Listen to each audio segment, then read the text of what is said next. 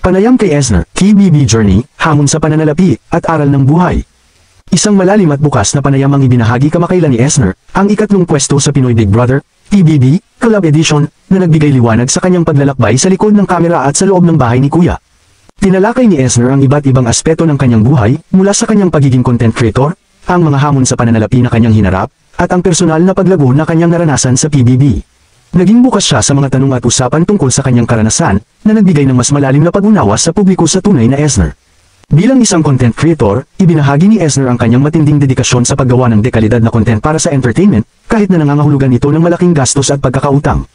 Inamin niya na kumuha siya ng mga pautang upang panduhan ang kanyang mga video, ngunit sa kalaunan ay nakabawi siya sa pananalapi sa pamamagitan ng mga partnership sa iba't ibang brand.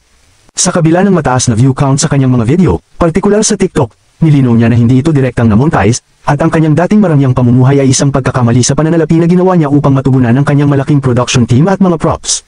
Dahil dito, napagtanto niya ang kahalagahan ng pagiging responsable sa pananalapi, isang aral na kanyang natutunan sa PBB mula sa payo ng mga kasamahan sa bahay at financial advisors. Ngayon, maingat niyang hinahati ang kanyang kita para sa mga bayarin, personal na gastos, at paglikha ng content na binibigyang diin ang kahalagahan ng pag-iipon para sa kinabukasan. Hindi rin naiwasan ang mga kritisismo na kanyang natanggap sa PBB, partikular ang pagiging playing safe at people pleaser. Ipinaliwanag ni Esner na ang mga ito ay bahagi ng kanyang pagkatao at hindi isang estratehiya, at na ang kanyang pagiging people pleaser ay nagmumula sa kawalan niya ng kakayahang tumanggi, isang ugali na kanyang natutunan na baguhin sa loob ng bahay. Naging bukas din siya sa kanyang mga relasyon sa mga kasamahan sa bahay, partikular ang matitibay na pagkakaibigan na kanyang nabuo sa mga lalaking housemates. Gayunpaman, nilinaw niya na walang anumang romantikong damdamin na nabuo sa loob ng bahay, sa kabila ng mga biro at memes tungkol sa kanya. Sa huli, ibinahagi rin ni Esner ang kanyang pinakamalaking pagsisisi sa loob ng bahay, ang paglalantad ng katotohanan tungkol sa kanyang magulong relasyon sa kanyang ama.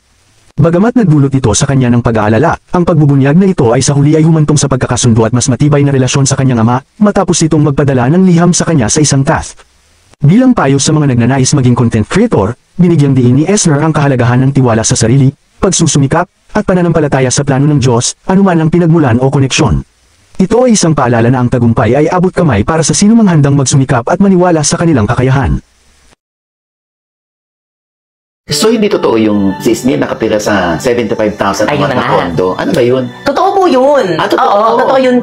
Ito po yung gusto ko po talagang i-clear sa lahat. Yung time po na sobrang dami po kasi naming props sa ginagawa ko pong content. Tapos, dati po, nag-one bedroom lang po talaga ako. Ayun po, sobrang dami. Tapos may kasama pa po ako sa bahay, which is si Ate Lai. Tapos ngayon kasama ko po yung sister ko. So, kailangan ko po mag-upgrade ng bigger space. Sobrang dami ko na pong gamit doon sa previous kong nirerentahan. Tapos yung pinaka-easiest way, sinabi sa akin ng broker na meron dong available na unit sa taas. Sa same building, hindi na daw kami masyado mahihirapan maghakot ng gamit, ganyan. Pero, medyo mahal. May kamahalan nga talaga siya. Tapos, dun po sa pinagsastayan ko po before, which is yung 75,000 nga po, sobrang laki po niya. May storage room, ganyan. So, may mapagtambakan ako ng mga kompleto. Tapos, yung buong team ko po, 46 po kami sa prod ko. Dun po sila nagsistay, nag-e-edit, nagaganyan. Kaya kailangan ko po talaga ng malaking space. Pero, isa po to sa mistake, honest mistake na ginawa ko po. Kasi at that time, nung in-offer po sa akin noon, I have enough money, pero hindi ko po na-realize na hindi ko siya kayang mapapanindigan talaga in the future. Kasi feeling ko po kasi that time, spend lang ako ng spend, na may babalik at may babalik lang sa akin. Kaya super honest po talaga ako na naging mali ko po yun at isa sa mga pinagsisisihan ko po talaga yun. Kaya siguro na misjudge ako ng iba or naguguluhan yung iba kasi bakit nakikita po nila doon sa PBB nga na lumalaban ako for the money. Akala po nila lavish yung buhay ko dito kasi nga nakatira nga po ako sa kondong 75 po. Kaya po, nagano na kami, baklas na kami. Kaya, ayun po, parang pinumpleto ko na lang po talaga yung whole, ano ko po dun. Kung nakakontrata po kasi. Kaya, okay. When you say nagbaklas, umalis ka na? Opo, nag-downgrade? Opo. Ng very onte. Pero ngayon po kasi, before po ako gagastos, minimake sure ko po talaga na may enough savings po talaga ako. Kasi dati, kung ano lang po yung natitira sa bank account ko, minamax ko po talaga siya. At yun po talaga yung feeling mali mo may darating naman. Opo, parang gano'n.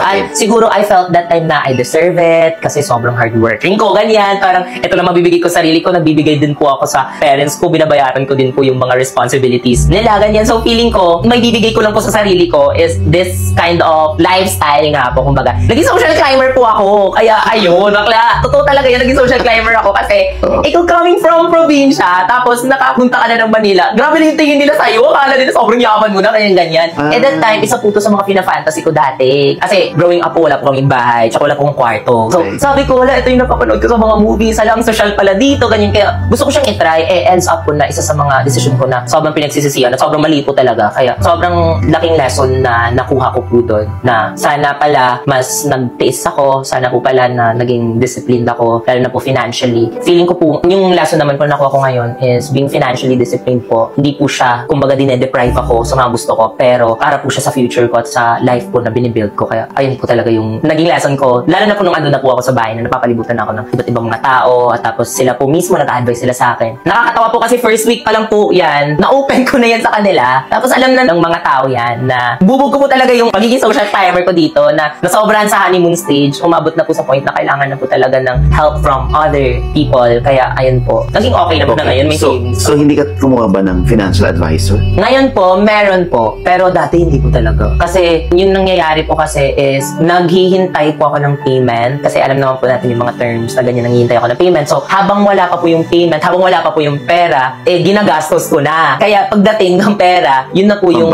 pambayad ko sa hiniram ko. Before parang naging ganun po yung lifestyle ko dito, yung cycle, kumbaga po, sobrang toxic niya po talaga. Kaya, ayun. So marami kang napulot doon. Ano na ngayon ang iniiwasan mo at ginagawa mo pagdating sa financial situation? So, sa financial situations ko po, with the help din po sa mga tao sa management ko, sa mga financial advisor po. Starting po ngayon, pag tumatanggap na po kami ng mga grants or may pumapasok po sa akin na pera, i-divide ko na po talaga siya. May division na po for... May mandatory savings ka, like yung management. Hindi, kukunin ko to para kasi baka magastos mo. May ganun ka. Hindi po, parang decision ko po na ipapaano siya, parang passbook, yung parang... Yan yung mandatory. Apo, parang decision ko po siya kasi parang kailangan ko na talagang idisiplina yung sarili ko. Yun po talaga yung honesty doon. Yun yung truth doon na kailangan ko talaga siyang pigilan. Kasi ayoko po na magsistay lang po siya sa bank account ko kasi baka magastos ko nga siya, ganyan. Mga iba't ibang accounts po ako. And this one is for the bills, tapos etong isa, pangluho ko lang. Yung isa naman is for my content. Yung nangyayari sa contents ko po is rumorolyo lang siya, hindi siya umano. Kaya parang ngayon is my proper divisions na po ako sa lahat ng mga gastos ko po at mga savings ko po.